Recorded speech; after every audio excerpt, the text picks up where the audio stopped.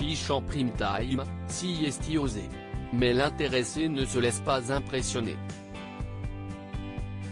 Si est une opportunité exceptionnelle pour moi. Et puis ça va me rappeler des souvenirs, commente cette virtuose du violon de bientôt 40 ans qui a été invitée à la cérémonie à 2 reprises. J'ai été nommé en 2004 à Lille et en 2005 à Cannes.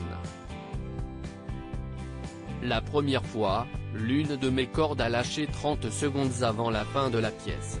Je me suis alors tourné vers le premier violon et si est avec son instrument que j'ai fini. Aucune larme au coin de ses beaux yeux ce soir-là mais sur son visage, un magnifique sourire. Des applaudissements nourris l'aune même félicité, sous l'œil de Frédéric Lodéon qui animait la soirée.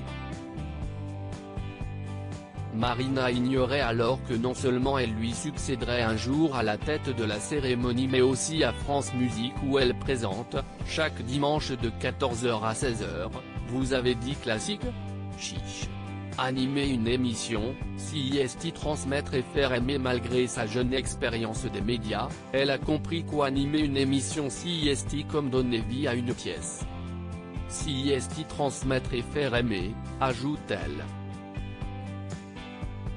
À 3 ans, si est justement en écoutant Frédéric Lodéon qu'elle découvre le violon. Je ne viens pas d'un milieu de professionnels de la musique. Si est pour ça qu'il me tient à cœur de transmettre mes connaissances pour faire découvrir la musique classique. À l'adolescence, elle étudie au Conservatoire régional de Marseille, sa ville natale, et à 16 ans, elle entre au Conservatoire national supérieur de musique de Paris où elle obtient 4 premiers prix.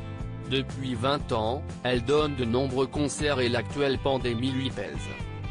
Son prochain spectacle, prévu le 20 mars à la Philharmonie de Paris, un hommage à la violoniste Ginette Neveu, disparue dans le crash de l'avion où se trouvait aussi Marcel Cerdan en 1949, pourrait être reporté. Depuis 2003, elle enchaîne les enregistrements.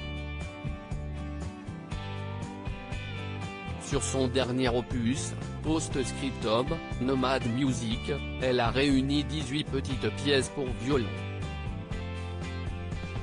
Sa forte présence sur les réseaux sociaux, où elle ne montre rien de sa vie privée, ses ateliers à Sciences Po, son site.